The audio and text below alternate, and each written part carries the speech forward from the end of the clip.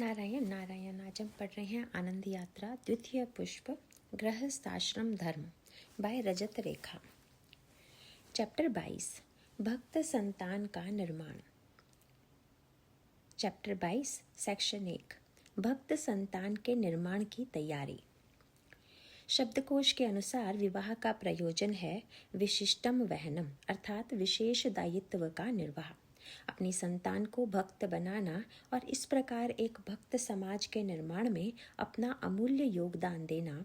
यही वह विशेष दायित्व है जिसके निर्वाह के लिए भारतीय संस्कृति में विवाह संस्कार की व्यवस्था की गई है। यहाँ यह याद रखना आवश्यक है कि केवल संतानोत्पत्ति कर लेना पर्याप्त नहीं है, क्योंकि यह प्रक्रिया तो पशुओं द्वारा भी होती ही है।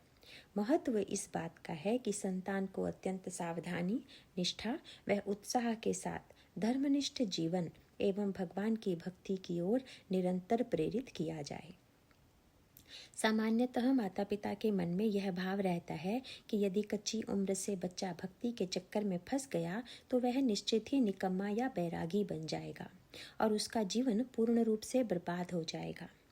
दुर्भाग्यवश इस आशंका का आधार यही है कि संसार में भक्त के नाम पर कई ऐसे उदाहरण देखते हैं जो तिलक माला कंठी धारण करके भक्ति की ऊंची बातें तो करते हैं तथा आडंबर और ढोंग भी करते हैं, परंतु उनका व्यक्तिगत आचरण न तो शास्त्र की शिक्षा के अनुरूप होता है, न ही अन्य व्यक्तियों के लिए आदर्श प्रस्तुत करता है। वास्तव में भक्त तो वही है जो क भगवान से कभी भी भक्त अलग ना हो, ख जो प्रेम से उनका भजन करे तथा ग जो अपने सभी स्वाभाविक कर्मों द्वारा संसार रूप में प्रकट भगवान की ही सेवा करे। इस दृष्टि से निकम्मा बनना तो दूर, भक्त का यह महान दायित्व है कि वह सभी मनुष्यों के लिए सदाचार, प्रेम, अथक परिश्रम, दक्षता और सेवा का आदर्श प्रस्तुत करे।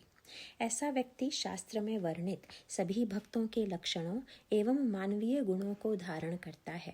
गीता चैप्टर 12 श्लोक 13 से 20 तथा चैप्टर 16 श्लोक 1 से 3। इस प्रकार वह किसी के प्रति द्वेष न करके सबके रूप में अपने ही प्रिय प्रभु को विद्यमान देखता है। भक्ति मिश्रित कर्मयोग का आचरण करने से ऐसे भक्त में एक विलक्षण त्रिपुटी अभिव्यक्त होती है। ज्ञान योग के सिद्धांत, कर्मयोग का आचरण और भक्ति योग का भाव। आधुनिक युग की प्रतिस्पर्धा में ऐसा व्यक्ति निडर और एकाग्र होकर अपना कर्तव्य कर्म पूरी सावधानी और दक्षता से करता है और इसलिए निश्चित रूप से कार्य क्षेत्र में भी सफल होकर यश लाभ करता है। लौकिक अभ्युदय के साथ उसका भगवत भाव उसके लिए तथा उसके परिवार के लिए परलोक में भी एक स्वर्णिम आनंदमय भविष्य का निर्माण करता है। ऐसी भक्त संतान के निर्माण का कार्य इतना महत्वपूर्ण है कि इसके लिए गर्भधारण के पहले से ही माता पिता को सतर्क और सक्रिय रहने की आवश्यकता है। कारण यह है कि संतान को प्रथम 5 वर्षों तक जो संस्कार दिए जाते हैं वे ही आजीवन उसके व्यक्तित्व की नींव बने रहते हैं। इसलिए यह परम आवश्यक है कि संतान के 5 वर्ष की आयु तक पहुँचने से पूर्व ही माता पिता अपने हृदय के संपूर्ण प्रेम एवं मनोयोग से निम्नांकित सभी गुणों को उसके व्यक्तित्व का स्वाभाविक अंग बनाएं। भगवान में विश्वास व प्रेम, भगवान व धर्म ग्रंथों की आज्ञा पालन में पूर्ण निष्ठा, आध्यात्मिक साधनों का अभ्यास, जप, स्वाध्याय, हवन, चिंतन आदि, दैनिक जीवन में मर्यादा पालन व अनुशासन, परिश्रम एवं तपयुक्त जीवन के प्रति रुचि, व्यवहार में आदर, विनम्रता और सदाचार, गुरुजनों व शास्त्रों के प्रति शिष्यता का भाव, अपने दोषों को निरंतर सुधारने की उत्सुकता, जीवन के हर क्षेत्र में उत्कृष्ट अनुकरणीय आदर्श प्रस्तुत करना। अतः प्रत्येक दंपति को उचित समय पर गर्भधारण के पहले से ही भक्त निर्माण के विभिन्न अंगों का भली प्रकार अध्ययन अवश्य करना चाहिए। साथ ही निम्नांकित बिंदुओं पर विचार अवश्य करना चाहिए। नंबर 1, माता पिता को असमर्थता का बोध और कदाचित भय का भी अनुभव हो सकता है कि इतने महत्वपूर्ण कार्य को वे कैसे संभाल पाएंगे। ऐसे में यदि भगवान की शरण ग्रहण करके सच्चे मन से इस कार्य के लिए योग्यता की प्रार्थना की जाए तो शरणागत वत्सल भगवान अपनी कृपा से यह योग्यता स्वतः ही प्रदान करते हैं। नंबर 2, यदि भक्त संतान के निर्माण की जानकारी ऐसे समय पर मिले जब संतान की आयु 5 वर्ष से अधिक हो चुकी हो, तब इस विलंब को लेकर भी मन निराश हो सकता है।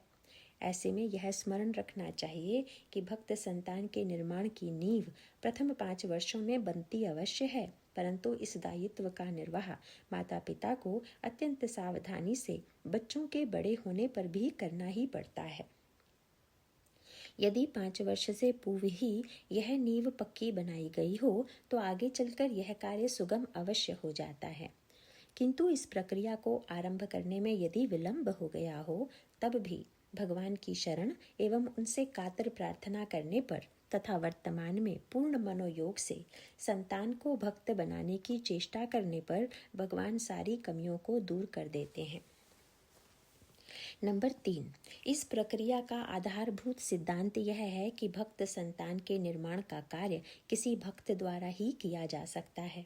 अतः यदि माता पिता चाहते हैं कि उनकी संतान भक्तिमय, अनुशासित, मर्यादित, आदर्श जीवन जिए तो सर्वप्रथम उन्हें स्वयं ही इस लेख में वर्णित सारे सद्गुण अपने व्यक्तिगत जीवन, व्यवहार और विचारों में धारण करने पड़ेंगे। यह स्मरणीय है कि बच्चे अपने माता पिता के ही प्रतिरूप होते हैं। वे वैसा ही आचरण करते हैं जैसा अपने माता पिता को करते देखते हैं। इसलिए यदि बच्चों के आचरण या विचारों में कोई दोष दिखे तो माता पिता को तुरंत अपने ही व्यक्तित्व या रहनी और करनी में उन अवगुणों को पहचान कर उखाड़ फेंक देना चाहिए। ऐसा करने से ही वे बच्चों के आदर के पात्र बन पाएंगे और बच्चे उनकी कल्याणकारी आज्ञा का पालन स्वयं ही करना चाहेंगे। इस प्रकार स्वयं एक आदर्श माता पिता एवं भक्त बनकर ही एक आदर्श भक्त संतान का निर्माण और लालन पालन संभव है। इसलिए इस महत्वपूर्ण कार्य को माता पिता की भगवत प्राप्ति का स्वतंत्र साधन माना गया है। गीता चैप्टर 18 श्लोक 68 से 69 तक। प्रश्न 1, भक्त संतान के निर्माण के लिए माता पिता को गर्भधारण से पूर्व किन बिंदुओं पर ध्यान रखना चाहिए? उत्तर, धर्मशास्त्रों का महत्व यह है कि इनमें जीवन के प्रत्येक पक्ष के प्रत्येक चरण पर स्पष्ट, वैज्ञानिक, युक्ति संगत मार्गदर्शन प्राप्त है। जन्म लेने वाली जीवात्मा का वास्तविक स्वरूप क्या है? जन्म मृत्यु का चक्र जीव को कहाँ कहाँ ले जाता है? मनुष्य जन्म की प्राप्ति कब होती है? मनुष्य जीवन का वास्तविक लक्ष्य तथा उसे प्राप्त करने का मार्ग क्या है? भारतवर्ष में जन्म लेने की क्या विशेषता है? ये सब ऐसे आधारभूत प्रश्न हैं जिनका सम्यक और संतोषजनक समाधान धर्मशास्त्रों के माध्यम से ही किया जा सकता है। अतः सर्वप्रथम तो माता पिता को नियमित स्वाध्याय एवं सत्संग से इन सभी बिंदुओं पर शास्त्र के सिद्धांतों से अवगत हो जाना चाहिए। इन बिंदुओं पर प्रारंभिक एवं संक्षिप्त मार्गदर्शन आनंद यात्रा प्रथम पुष्प के लेख संख्या 1 सेक्शन 1 से 5 द्वारा प्राप्त किया जा सकता है। इन लेखों में वर्णित शास्त्रोक्त सिद्धांत का भली प्रकार अध्ययन करना एवं इन पर उठने वाले संशयों का समाधान संत महापुरुषों द्वारा करवाना भक्त संतान के निर्माण का प्रथम एवं सबसे महत्वपूर्ण अंग है। विस्तार भय के कारण इस विज्ञान के कुछ ही बिंदु सार रूप में प्रस्तुत किए जा रहे हैं। क, परमात्मा का अंश होने के कारण जीवात्मा भी अविनाशी एवं आनंद रूप है। शरीर से संबंध मानने के कारण ही जीवात्मा अपने को जन्म लेने और मरने वाला मानता है तथा विभिन्न सांसारिक क्रियाओं द्वारा सुख प्राप्त करने या दुख से छूटने की चेष्टा करता है। मनुष्य योनि में ही बुद्धि प्राप्त है, जिससे प्रत्येक व्यक्ति शास्त्रों व सत्संग की शिक्षा पर विचार करके योग साधन द्वारा अपने वास्तविक भगवत स्वरूप में पुनः स्थित हो सकता है। यदि वह बुद्धि का एवं मनुष्य जन्म का उपयोग केवल पशुतुल्य सुख भोग अर्थात भोजन, निद्रा और काम सुख प्राप्त करने के लिए ही करे तो उसके द्वारा बुद्धि का अनादर होता है। फिर उपरोक्त 3 प्रकार के सुख भोग को प्राप्त करने की चेष्टा ही जीवन का लक्ष्य बन जाता है और धीरे धीरे भीषण पाप कर्मों में प्रवृत्ति भी हो जाती है। अपनी इस मूर्खता से वह स्वयं को ही दंडित करके अपने लिए दुखित भविष्य का निर्माण कर बैठता है। सबसे पहले पाप कर्मों के फल को भुगतने के लिए उसे असंख्य वर्षों तक विभिन्न नरकों की भयानक पीड़ा का सामना करना पड़ता है। हजारों लाखों वर्षों के इस महान दुख के बाद उसे पशु शरीर प्राप्त होता है। पशु योनि में बुद्धि न होने के कारण नवीन कर्म करने की स्वतंत्रता नहीं रहती है। वह तो केवल भोग योनि है, जिसमें मनुष्य जीवन के पूर्वकृत कर्मों के फल भोगे जाते हैं। मनुष्य जन्म में पुष्ट की गई प्रत्येक कुवासना से छूटने के लिए उस जीव को उसी कुवासना से संबंधित पशु योनि में जन्म लेना पड़ता है। इस प्रकार 84 लाख योनियों में दुख और क्लेश भरे जीवन को सहते हुए जब पाप और पुण्य के फल लगभग बराबर हो जाते हैं, तब भगवान की कृपा से उसे पुनः बुद्धि से युक्त मनुष्य जन्म प्रदान किया जाता है। ख भगवान के चरणों की भक्ति से ही जन्म मृत्यु चक्र के बंधन से मुक्ति संभव है। इस सत्य का स्पष्ट अनुभव जीवात्मा को गर्भ में ही हो जाता है। इसीलिए अत्यंत व्याकुल और भयभीत होकर जीवात्मा जन्म से पूर्व हाथ जोड़कर दीन वचनों से इस प्रकार भगवान की स्तुति करता है। हे शरणागत वत्सल श्री विष्णु, मैं आपकी शरण में हूँ। हे नाथ, आपकी माया से मोहित होकर देह में मैं तथा पुत्र स्त्री में मेरा अभिमान करके मैं संसार में प्राप्त हूँ। विष्टा और मूत्र के कूप में गिरा हुआ मैं बाहर निकलने की इच्छा करता हुआ जठराग्नि से दग्ध हो रहा हूँ। मुझे आप कब बाहर निकालेंगे? यदि इस योनि से छुटकारा हुआ तो आपके चरणों का स्मरण करूँगा, जिससे संसार से मुक्त हो जाऊँ। गरुड़ पुराण सारोद्धार चैप्टर 6 श्लोक 16 से 20। इस करुण पुकार से द्रवित होकर परमात्मा उसे मनुष्य योनि प्रदान कर जन्म मृत्यु की पीड़ा से छूटने का पुनः अवसर प्रदान करते हैं। अब वह स्वतंत्र है कि बुद्धि का दुरुपयोग पशुतुल्य सुख भोग के लिए पुनः करके अपने लिए 84 लाख योनियों और नरक भ्रमण का भविष्य फिर से निर्मित करे, या फिर बुद्धि का सदुपयोग करके विचार करे कि अपने लिए सुंदर आनंदमय भविष्य का निर्माण कैसे हो। ग विश्व भर के विभिन्न धार्मिक ग्रंथों में स्थानीय परंपरा और संस्कृति के अनुरूप यही वर्णन किया गया है कि मनुष्य जीवन में सद्गुणों का विकास करके कल्याण, शांति, भक्ति और आनंद की प्राप्ति कैसे की जा सकती है। भारतीय धर्म ग्रंथों में प्रत्येक मनुष्य के सदुपयोग के लिए योग साधना के विभिन्न मार्गों का विस्तृत निर्वचन है, जिसके आधार पर जन्म मृत्यु के भयानक बंधन से मुक्ति मिल सकती है। गृहस्थ जीवन में भक्ति मिश्रित कर्मयोग का मार्ग अत्यंत सहज और सरस रीति से अपनाया जा सकता है। इसमें सामान्य पारिवारिक व सामाजिक जीवन के सभी कर्तव्यों का निर्वाह करते हुए उन कर्मों को भगवान के चरणों में अर्पित किया जाता है। इस प्रकार मनुष्य योग में स्थित होकर विभिन्न योनियों में आवागमन के चक्र से छूट जाता है और अपने नित्य आनंदमय आत्मस्वरूप में स्थित होकर भगवान के अभय पद को प्राप्त कर लेता है। इस दृष्टि से भारतवर्ष में जन्म लेने वाली प्रत्येक जीवात्मा का यह विशेष दायित्व है कि वह धर्म ग्रंथों में वर्णित योग साधना की विधि का पूर्ण लाभ उठाकर आवागमन के चक्र से छूटने का प्रयत्न करे। वास्तव में इसी साधन का पूर्ण लाभ उठाने की इच्छा से ही जीवात्मा भारतवर्ष में जन्म लेता है।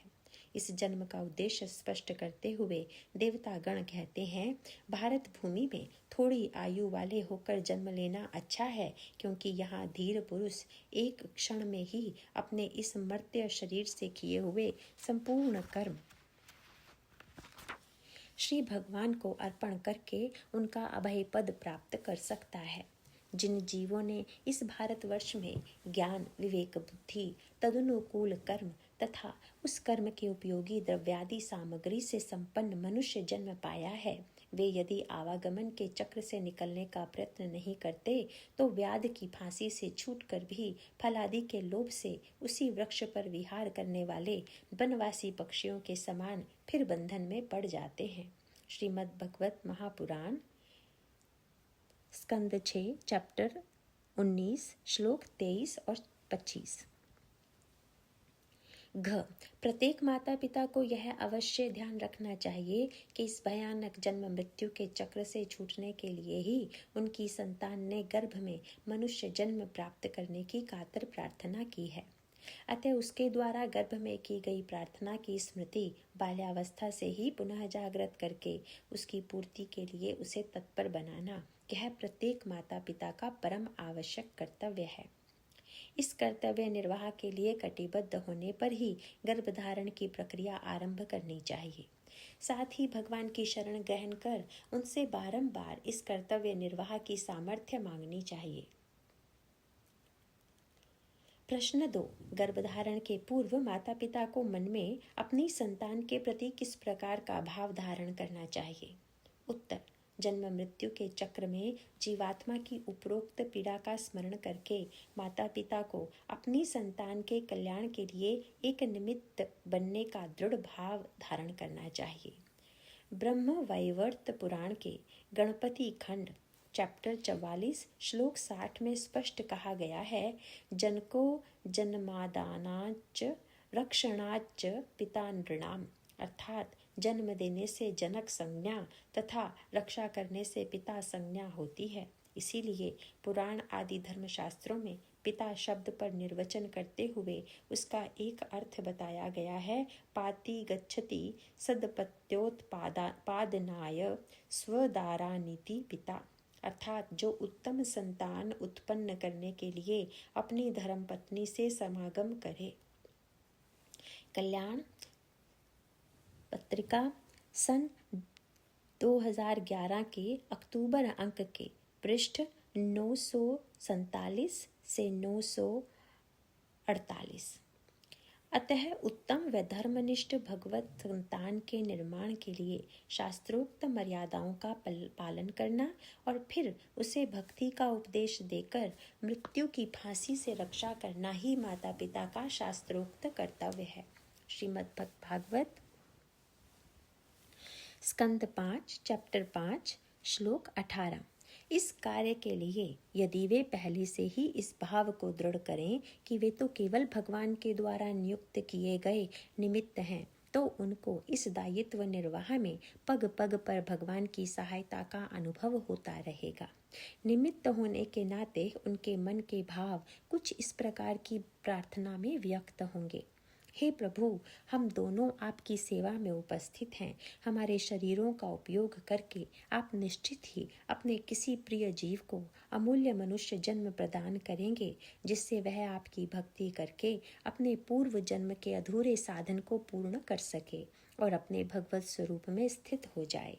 प्रभु, हमें यह सदा स्मरण रहे कि वह जीव आप ही का कोई अपना प्रिय भक्त है और उसे वापस आप ही तक पहुंचना है। हम तो केवल इस जन्म के लिए आपकी ओर से नियुक्त उसके अभिभावक और सेवक हैं। इस जन्म से पूर्व उसके न जाने कितने माता पिता रहे होंगे, जिनका उसे अब स्मरण भी नहीं।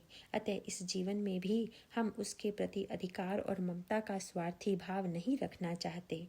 आपके प्रति भक्ति भाव पुष्ट करने के लिए ही हम सबको इस जन्म में एक परिवार के रूप में मिलवाया गया है। आपके प्रति प्रेम को सुदृढ़ करने के लिए ही हमारी यह जीवन लीला चलती रहे। ऐसी सद्बुद्धि हमें हर पल प्रदान करते रहिए। आपके भक्त की तथा आपकी सेवा का यह अवसर प्रदान करने के लिए आपके चरणों में हृदय से बारंबार आभार है।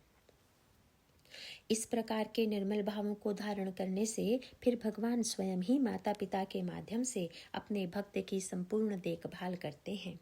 साथ ही माता पिता के इस विशुद्ध सेवा भाव पर रीझ कर उन्हें भी अपना अभय पद प्रदान करते हैं। प्रश्न 3, गर्भधारण की प्रक्रिया में माता पिता के मानसिक भाव क्या होने चाहिए? उत्तर, इस विषय में यह जानना आवश्यक है कि मनुष्य जीवन को शुद्ध एवं पवित्र बनाए रखने के लिए शास्त्रों में 16 संस्कारों का विधान है, जिसमें सर्वप्रथम गर्भाधान संस्कार है। यही संस्कार मानव में प्राथमिक पवित्रता, शुद्ध भावना एवं भक्ति का बीजारोपण करता है। अतः गर्भाधान के समय माता पिता के मन के भावों का अत्यंत महत्व है, क्योंकि उन्हीं भावों के अनुरूप गर्भ में प्रवेश करने वाले जीव का नवीन स्वभाव निर्मित होता है। विस्तृत जानकारी के लिए उपयुक्त शास्त्र प्रकरणों का अध्ययन अवश्य करना चाहिए। उदाहरणार्थ कल्याण सन 2006 के विशेषांक संस्कार अंक में प्रकाशित लेख। इस कारण माता पिता के लिए यह परमावश्यक है कि केवल गर्भाधान के समय ही नहीं अपितु दिन भर मन में पवित्र भक्तिमय धर्मनिष्ठ भाव ही विद्यमान रहें। इसके लिए सबसे पहले उत्तर 2 में वर्णित प्रार्थना को हृदय में धारण करना चाहिए। इससे माता पिता में यह भाव दृढ़ होता है कि गर्भधारण की प्रक्रिया भगवत सेवा के भाव से अपने वैवाहिक दायित्व को निभाने के लिए ही की जा रही है। साथ ही धर्मनिष्ठ दिनचर्या के अंतर्गत दिन भर मन किसी न किसी आध्यात्मिक साधन से अवश्य जुड़ा रहे, जैसे स्वाध्याय, नाम जप, कीर्तन, भगवत चिंतन, हवन एवं भगवत चर्चा। इस काल में दंपति को विशेष जागरूकता एवं मनोयोग से भक्तों के लक्षण गीता चैप्टर 12 श्लोक 13 से 20 तथा दैवी संपदा के लक्षण गीता चैप्टर 16 श्लोक 1 से 3 को दैनिक जीवन में धारण करने की चेष्टा करनी चाहिए। साथ ही इन गुणों को धारण करने की सामर्थ्य के लिए निरंतर भगवान से प्रार्थना करते रहनी चाहिए। इस बात का विशेष ध्यान रखना चाहिए कि घर के वातावरण को सांसारिक चर्चा, कुसंग, अशांति, क्लेश और तनाव से बचाया जाए। मन में काम, क्रोध और लोभ रूपी कलुष तनिक भी प्रवेश ना कर पाए। प्रश्न 4। यदि मन में काम का सर्वथा अभाव रहेगा तो गर्भधारण प्रक्रिया कैसे संभव होगी? उत्तर: यह एक अत्यंत महत्वपूर्ण प्रश्न है जिस पर प्रत्येक दंपति को भली प्रकार विचार अवश्य करना चाहिए। इस विषय में यह जानना अत्यंत आवश्यक है कि काम के 2 रूप होते हैं, क कलुषित काम तथा ख धर्मानुकूल काम। क कलुषित काम।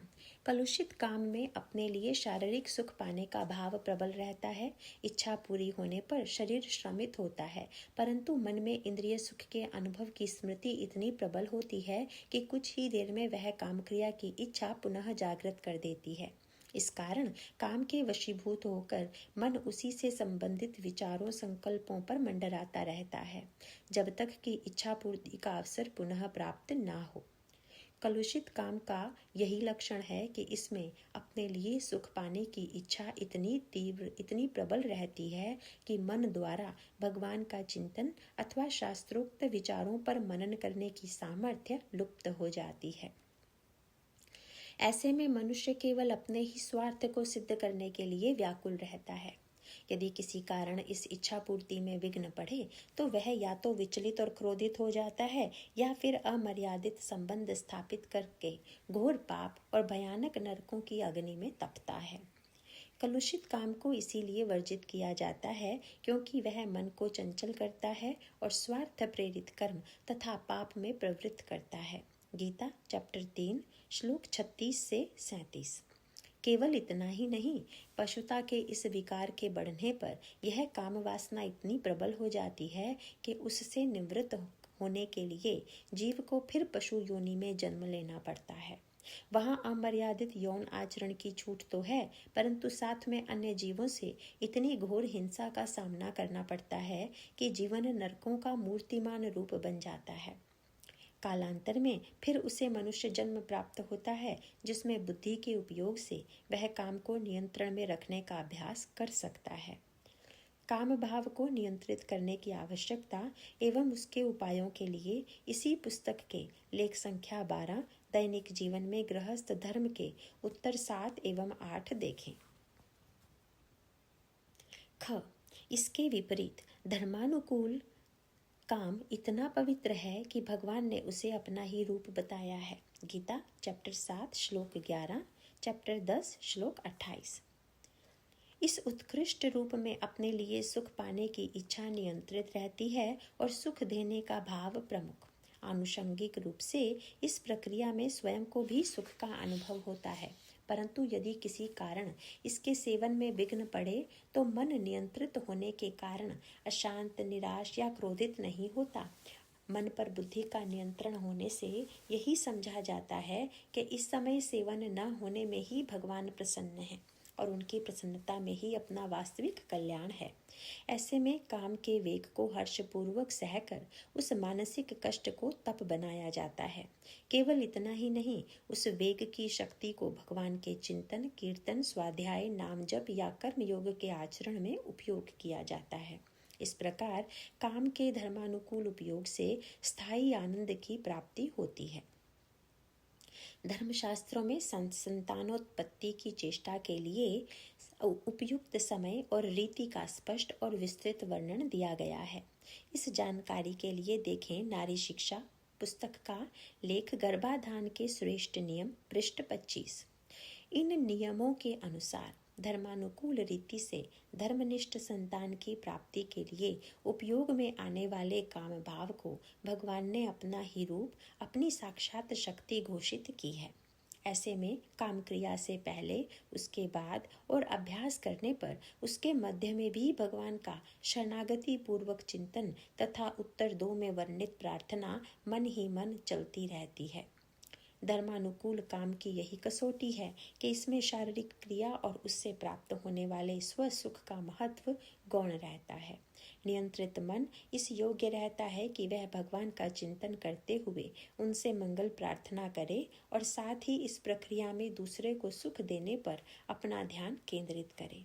जैसा कि ऊपर कहा गया है, इस प्रक्रिया में मनुष्य को स्वयं भी सुख का अनुभव होता है और इस अनुभव को भगवान मना भी नहीं करते। यह अनुभव एक प्रकार से उनकी ओर से प्रसाद है, जिससे धर्मानुकूल रीति से भक्त संतान के निर्माण का कर्तव्य निर्वाह करते समय सुख का भी अनुभव हो और उत्साह भी बना रहे।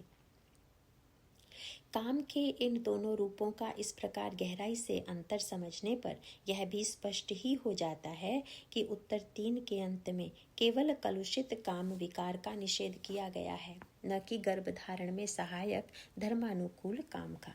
कारण यह है कि यदि माता पिता का मन काम के पाशविक रूप से कलुषित है तो संतान में भी विभिन्न पशु वृत्तियां प्रबल होंगी। उदाहरणार्थ निर्दयता, हिंसा, क्रोध, स्वार्थ, आलस्य, बुद्धि की जड़ता, अनुशासनहीनता, पापाचरण आदि। ऐसे में जीवन भर उस संतान की स्वाभाविक रुचि और प्रवृत्ति इन्हीं पाशविक भावों की ओर होती है। इसका सबसे घातक दुष्परिणाम यह है कि अथक परिश्रम करने पर भी उसके हृदय में भक्ति के पवित्र संस्कार कठिनाई से अर्जित होते हैं। इस कारण उसका वर्तमान जीवन दुख, क्लेश और अशांति से घिरा रहता है और मृत्यु के बाद उसे अपने पापों का फल भुगतने के लिए विभिन्न नरकों की पीड़ा और पशु योनियों की वेदना सहनी पड़ती है। इस दुख से बचाने के लिए गर्भधारण के समय से ही अपनी संतान को शुभ संस्कारों से युक्त करना माता पिता का परम आवश्यक कर्तव्य है।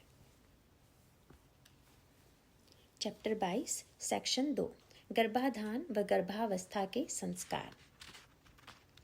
प्रश्न 5 धर्मशास्त्रों में गर्भाधान एवं गर्भावस्था की अवधि में कौन संस्कारों का विधान है? उत्तर, इस विषय में कल्याण के संस्कार अंक सन 2006 के पृष्ठ 38, 39 व 86 तथा जीवनचर्या अंक सन 2010 के पृष्ठ 134, 135 के निम्नांकित अंशों से मार्गदर्शन प्राप्त है। संस्कारों से आत्मा अंतःकरण शुद्ध होता है। संस्कार मनुष्य को पाप और अज्ञान से दूर रखकर आचार विचार और ज्ञान विज्ञान से संयुक्त करते हैं। संस्कार माने संवारना, सुधारना। गर्भाधान से लेकर गर्भावस्था की अवधि के अंतर्गत शास्त्रों में 3 संस्कारों का विधान है, जिनका उपरोक्त विशेषांकों में इस प्रकार वर्णन किया गया है। नंबर 1 गर्भाधान संस्कार। मंदिर में देवता की स्थापना के लिए जैसे शुद्धि की जाती है, वैसे ही शुद्धि गर्भ में भी होनी चाहिए। विधि पूर्वक संस्कार से युक्त गर्भाधान से अच्छी और सुयोग्य संतान उत्पन्न होती है। गर्भाधान के समय स्त्री पुरुष जिस भाव से भावित होते हैं, उसका प्रभाव उनके रजवीर्य में भी पड़ता है। अतः शुभ मुहूर्त में शुभ मंत्र से प्रार्थना करके गर्भाधान करें। नंबर 2 पुंसवन संस्कार। पुन्नाम नो नरकात् त्रायते इति पुत्रः अर्थात पुम नामक नरक से जो त्राण रक्षा करता है उसे पुत्र कहा जाता है। जब गर्भ 2-3 मास का होता है अथवा गर्भिणी में गर्भ के चिन्ह स्पष्ट हो जाते हैं तभी पुंसवन संस्कार का विधान बताया गया है।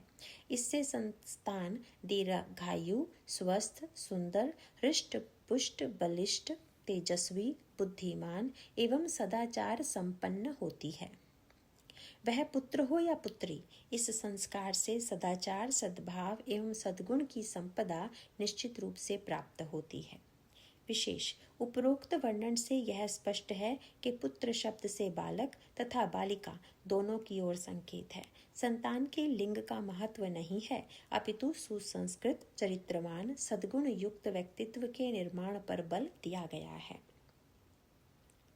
नंबर 3, सीमंतोन्नयन संस्कार। गर्भ के 6 या 8वें मास में यह संस्कार किया जाता है। सामान्यतः गर्भ में 4 मास के बाद बालक के अंग प्रत्यंग, हृदय आदि प्रकट हो जाते हैं। चेतना का स्थान हृदय बन जाने के कारण गर्भ में चेतना आ जाती है।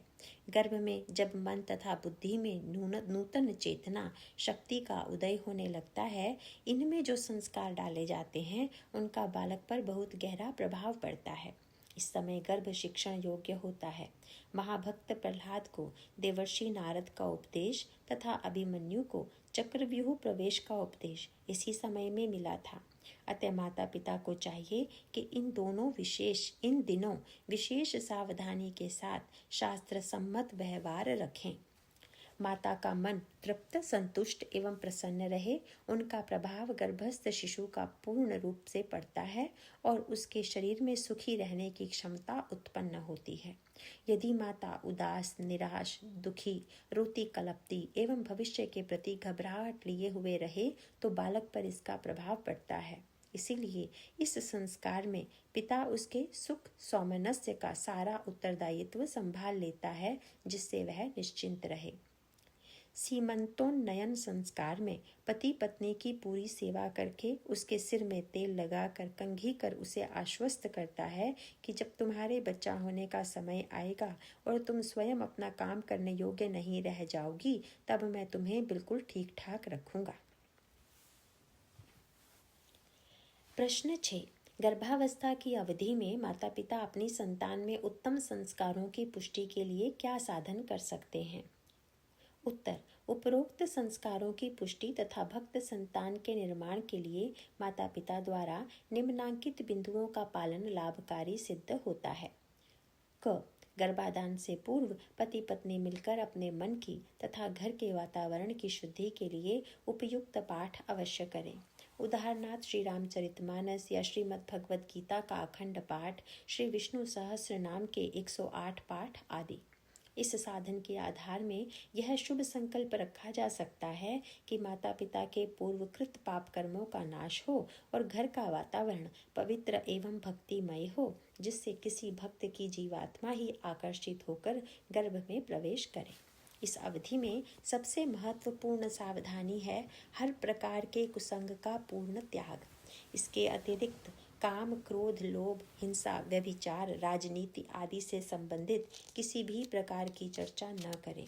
टीवी, इंटरनेट एवं सिनेमा में दिखाई जाने वाले इस प्रकार के दृश्यों, कार्यक्रमों तथा विज्ञापनों से पूर्णतया बचें, क्योंकि इनसे मन के भाव और घर का वातावरण दोनों ही बड़ी शीघ्रता और गहराई से दूषित होते हैं। यदि कर्तव्य निर्वाह के लिए समाचार पत्र अथवा इंटरनेट का उपयोग अनिवार्य है तो इनका सेवन करने से पूर्व कुछ देर भगवान नाम जप, स्वाध्याय एवं हनुमान चालीसा आदि का पाठ अवश्य करें। फिर इनका सेवन करते समय निरंतर भगवान से प्रार्थना करें कि वे कृपा करके उसके विषैले प्रभाव से सुरक्षा प्रदान करें और दृष्टि केवल कर्तव्य निर्वाह पर केंद्रित रखने की सामर्थ्य दें। ख, गर्भावस्था की अवधि में माता पिता को मिलकर तथा व्यक्तिगत स्तर पर भी अधिक से अधिक साधन करना चाहिए। इसके निम्नांकित अंग हैं। नंबर 1, प्रतिदिन षोडशाक्षर मंत्र की 64 माला का अनुष्ठान। नंबर 2, धर्म ग्रंथों एवं संत वाणी का नियमित स्वाध्याय। नंबर 3, श्री रामचरितमानस, श्रीमद् भगवद गीता एवं श्रीमद् भागवत महापुराण के अर्थ व्याख्या सहित संपूर्ण पाठ। नंबर 4. भक्त चरित्रों का अधिक से अधिक पठन। नंबर 5. भजन कीर्तन का गायन श्रवण। नंबर 6. भगवान की मधुर लीलाओं का पठन श्रवण। नंबर 7. भगवान के गुण रूप लीला अथवा धाम का चिंतन। देखें इसी पुस्तक में लेखक संख्या 11 भगवान का चिंतन। ग. संस्कार अंक के पृष्ठ संख्या 429 का निम्नांकित प्रसंग अत्यंत विचारणीय है। मनुस्मृति में कहा गया है कि 10 उपाध्यायों से बढ़कर एक आचार्य होता है, 100 आचार्यों से बढ़कर एक पिता होता है, 1000 पिताओं से बढ़कर एक माता होती है।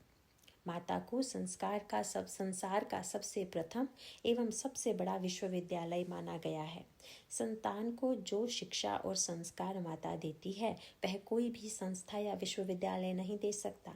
माता के गर्भ से यह शिक्षण आरंभ हो जाता है और निरंतर जारी रहता है।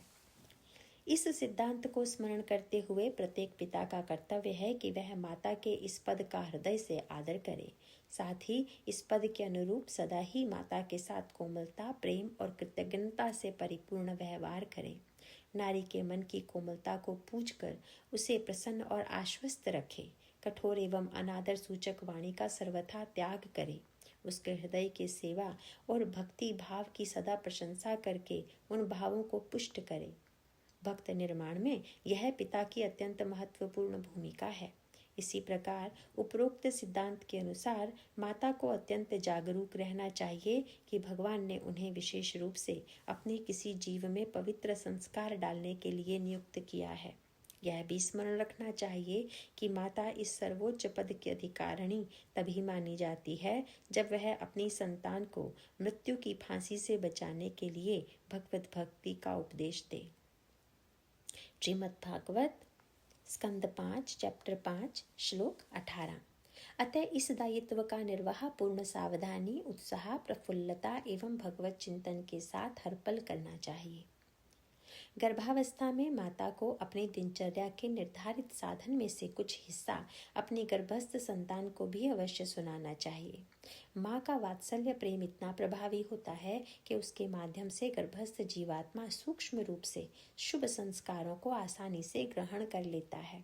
अतः माता को अत्यंत प्रेम से अपने गर्भस्थ शिशु को नाम जप, कीर्तन, शास्त्र वचन, गीता के श्लोक, रामायण की चौपाइयाँ, दोहे, भक्त चरित्र की कथाएं आदि बोल बोल कर सुनाने चाहिए।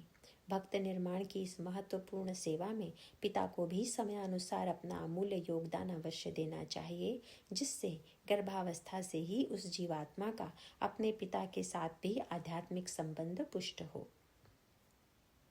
घ. अपनी संतान की उपरोक्त सेवा में निष्ठा, तत्परता और उत्साह दृढ़ करने के लिए गर्भधारण के समय से ही माता पिता को यह अवश्य जानना चाहिए कि जीव को गर्भवास में किस प्रकार के अनुभव होते हैं और मनुष्य योनि में जन्म कितनी कठिनता से प्राप्त होता है। इसके लिए श्रीमद् भागवत महापुराण स्कंद 3 अध्याय 31 मनुष्य योनि को प्राप्त हुए जीव की गति का वर्णन का भली प्रकार अध्ययन करें। गर्भावास में जीवात्मा को अनुभव होने वाली पीड़ा से छुटकारा दिलाने का सर्वोत्तम उपाय यही है कि उसे निरंतर भगवान का नाम, कीर्तन, गुणगान एवं शास्त्र वचन सुनाए जाएं तथा उसके कष्ट निवारण और कल्याण के लिए स्वजनों द्वारा निरंतर साधन किया जाए। जीव की गर्भावस्था में गति के उपरोक्त वर्णन से माता पिता अपने आप सजग रहते हैं कि इस काल में अधिक से अधिक साधन किया जाए और जीवात्मा को सुनाया भी जाए।